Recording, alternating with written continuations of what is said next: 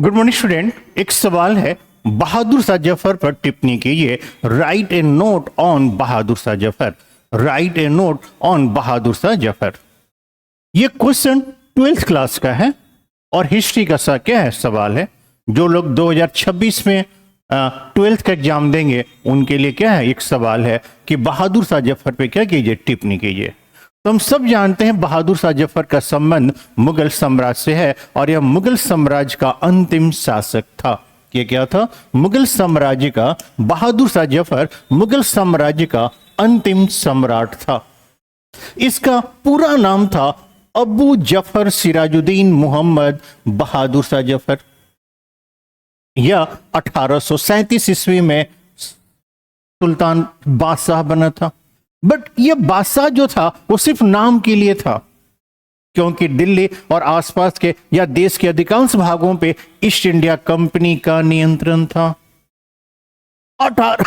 1803 में अंग्रेजों ने दिल्ली पे क्या किया, अधिकार कर लिया था। क्या कर लिया था? दिल्ली पर अधिकार कर लिया था। तो बहादुर शाह जफर जो था वो मुगल बादशाह था, भारत में मुगल बादशाह था, लेकिन मुगल बादशाह क्या था, सिर्फ नाम के लिए था। और मुगल बादशाह कहां, कब बना? 1837 ईस्वी में। 37 ईस्वी में 1857 के विद्रोह में, 1857 के विद्रोह में इसने भाग लिया।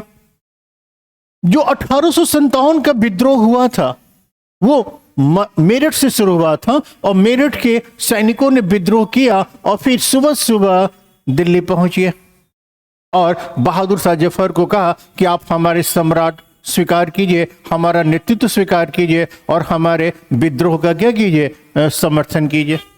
बहादुर शाह जफर को 1857 के विद्रोह में भाग लेने के कारण उन्हें ईस्ट इंडिया कंपनी ने क्या किया, अपदस्थ कर दिया। जब ईस्ट इंडिया कंपनी यानी ब्रिटिश लोगों ने क्या किया, अंग्रेज लोगों ने जब 1857 के विद्रोह को दबा दिया तो फिर बहादुर शाह जफर को 1858 में रंगून भेज दिया। रंगून का आज नाम क्या है? म्यांमार है, जो भारत के पूर्वी सीमा पे क्या है, स्थित एक देश है। और बहादुर शाह जफर रंगून में ही 1862 ईस्वी में उसकी मृत्यु हो गई। तो हमारा क्वेश्चन था कि बहादुर शाह जफर पर एक टिप्पणी लिखिए। तो बहादुर शाह जफर अंतिम मुगल बादशाह था। यह सिर्फ नाम मात्र का बादशाह था और वास्तविक शक्तियां, देश की वास्तविक शक्तियां ईस्ट इंडिया कंपनी के हाथों में थी।